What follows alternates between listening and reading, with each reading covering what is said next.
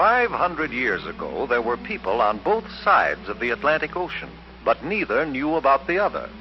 On the western side, our side, the people had reddish-brown skins and lived in huts or wigwams.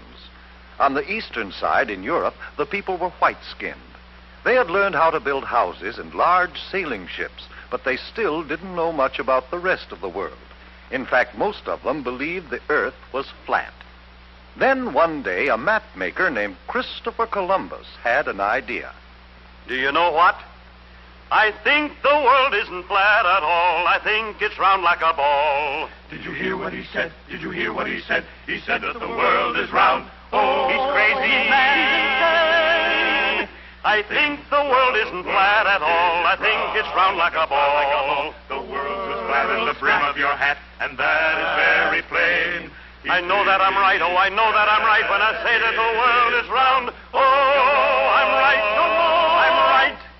My thinking is sound, and I'll prove the world's round. It won't take very long. But it did take long, 7 long years, before Columbus could convince a king or a queen to let him try out his idea. Then Queen Isabella of Spain agreed to supply the ships and men for his trip. I will discover a shortcut to India and bring back some of the great wealth I find there. And I can do it, for I know the world is round. And instead of going east to India, I shall sail west and reach India around the other way. It will be a shorter and cheaper way, for I'll do it all by sea. Queen Isabella provided Columbus with 3 ships, the Nina, the Pinta, and the Santa Maria. And on August 3rd, 1492, they set sail across the unknown Atlantic. High on the foaming tide, over the ocean, onward our ships will ride. Onward, my sailors. The ships sailed onward, but 2 long months after they started, there was still no sign of land ahead. Turn back, Columbus. Turn back, Columbus. We'll not turn back until we find India. Onward, men! By October 10th, the sailors and the crew were ready to take matters into their own hands. If Columbus won't do as we ask, we'll put him in chains. And we'll turn the ships around ourselves. Wait! Have you heard?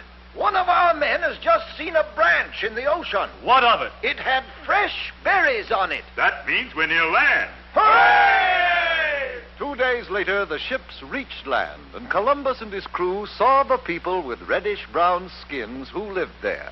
Oh, I think it is rather surprising that they should have reddish-brown skins. But now since we have landed in India, then these people must be Indians. We'll call this part of India San Salvador, and I take possession of it in the name of the King and Queen of Spain. The people Columbus called Indians were very friendly, and they gave Columbus and his men many gifts, but not the rich jewels and gold for which they had come. For Columbus really wasn't in India at all. He was on one of the islands off the coast of America. But because of Columbus's mistake, the natives of America have been called Indians ever since. Columbus visited other islands near San Salvador, looking for the great wealth of India. And then he and some of his men returned to Spain. Hooray! Hooray for Admiral Christopher Columbus! Columbus had no trouble getting ships and men for his second voyage, but he still hadn't the slightest idea that he was headed for the vast continent of America, and that he would have had to cross it and sail over the Pacific Ocean before he could reach India by traveling west. The men of Europe were no longer afraid of the ocean. Columbus made 2 more voyages, and other explorers followed.